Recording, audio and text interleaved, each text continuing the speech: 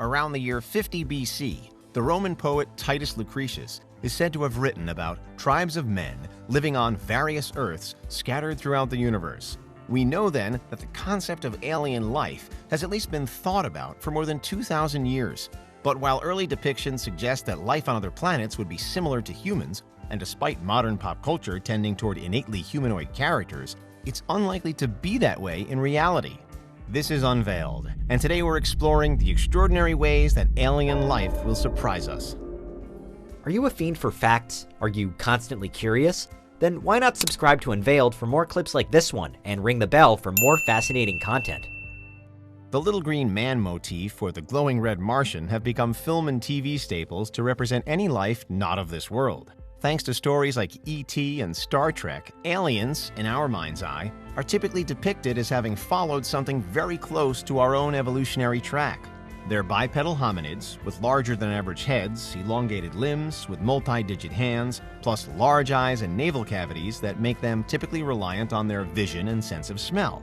They're not like us, but they're not exactly unlike us either. This is because, being human and having evolved on Earth, we've become accustomed to expecting adaptations in others similar to those we have witnessed within ourselves. However, alien life has the potential to evolve well beyond anything we can even begin to imagine. Even on the massive assumption that alien life would be based on the same element as all life on Earth is, carbon, there's room for endless variety. And the chances that the same evolutionary milestones will have occurred in other creatures on other planets are minimal. We know that mammals rose to become the dominant class of species on this planet, for example, but how likely is it that the precise conditions to allow for this will have been replicated elsewhere? Answer: not likely at all. So what could the dominating life on an alien planet look like instead? Just based again on the only version of life we know about on Earth, the possibilities go on and on. They could be vertebrates or insect-like beings, maybe with 6 legs, no legs, or wings. They might have a skeleton or an exoskeleton or no bones at all.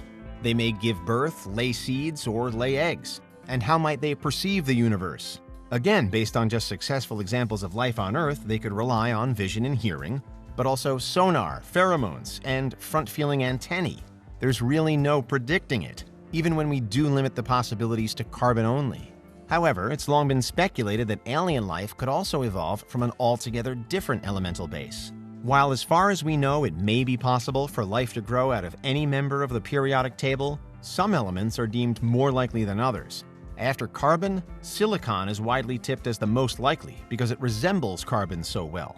It's one of the most abundant chemicals in the universe, and it, like carbon, can connect to 4 different atoms at the same time. Silicon is strong, flexible, reliable, and there's plenty of it, all of which makes it a primary candidate to be an alternative building block for life.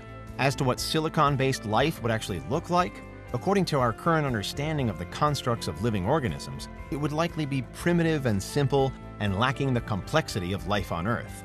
But unfortunately, we can't know for sure until we find direct evidence of it. The assumption when searching for intelligent alien life, however, is that even if it isn't carbon-based, whatever element it is based on must allow for it to eventually evolve into something more complex.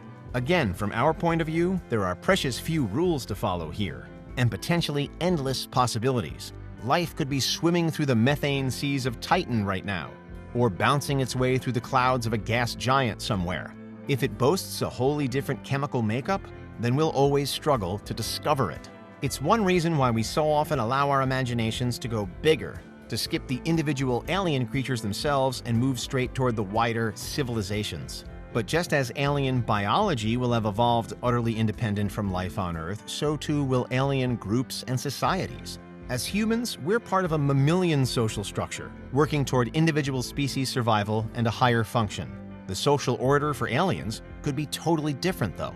One proposed example of how different it could be is the hive mind. Here, most of the population are simply drones, acting as the arms and legs of a core group or brain. The group is united under a single purpose, with the collective need always valued over the individual. So while independent thought, as in human society, can give rise to interspecies disagreements, fluctuating relationships, and sometimes war, a hive mind loses all that instability. It's unquestionably united, and would have no need for human ideas like social hierarchy, governments, or even geographical borders.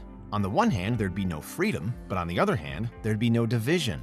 And considering that we as a species are prone to a culture shock just when traveling to foreign countries, or to anywhere without the same fundamental roots as our own on a personal level, it's safe to assume that an encounter with any civilization developed on an alien planet could not only surprise the human perspective, but dismantle it.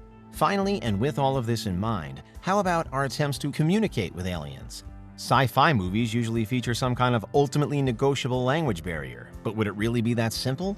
According to the Polish philosopher and sci-fi writer Stanislaw Lem, even if we were able to make contact with an alien species, there would still be some insurmountable blocks preventing us from building any meaningful link with it.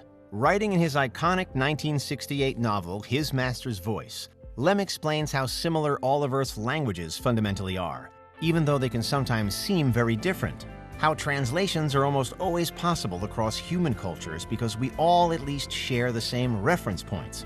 We all share the same fundamental mammalian lifestyle on Earth, complete with birth, death, survival, and the earthly passage of time. But it's likely that an alien race won't have those same reference points in quite the same way, and so its language could prove totally indecipherable from the outset. More than that, though, Lem shows how there could be a huge gap in our intelligence, with linguistics being just one part of it. Because what happens if the intellectual difference between our species and an alien group is the same as between, say, humans and a worm? The biology wouldn't matter. The civilization, while interesting, wouldn't matter. And the communication link could seem futile. We know that on Earth, communication between species isn't impossible. Anybody with a well-trained pet would attest to that. But remember that no matter how impressively you teach your dog to sit and fetch on command, it does at least share some reference points with you, its human trainer. An alien wouldn't have those. And of course, if an alien were just one part of a hive mind, then why should it even break rank to recognize you trying to communicate with it at all? It wouldn't do so, because it would automatically, perhaps unknowably, be superior and wildly different to us. Ultimately, we just don't know what to expect. Biologically speaking, sci-fi is awash with what aliens might look like, but the chances are that none of the depictions created so far will turn out to be accurate simply because there are so many possibilities. Socially speaking, we tend to think of human civilization as having evolved to a reasonably high level, but it could easily be dwarfed into insignificance by something not of this planet. And when it comes to communication, it may well be that we'll simply never understand what an alien is trying to say. With all of this considered, what's the biggest surprise that alien life could throw our way? It's a relatively easy question to answer, because the biggest surprise of all would be if, against all the odds and despite all of the infinite possibilities, it actually did transpire that an alien species had evolved to be just like us. While not impossible, the chances of finding anything that's even remotely human elsewhere in space are just so incredibly and fantastically low. What do you think? Is there anything we missed? Let us know in the comments, check out these other clips from Unveiled, and make sure you subscribe and ring the bell for our latest content.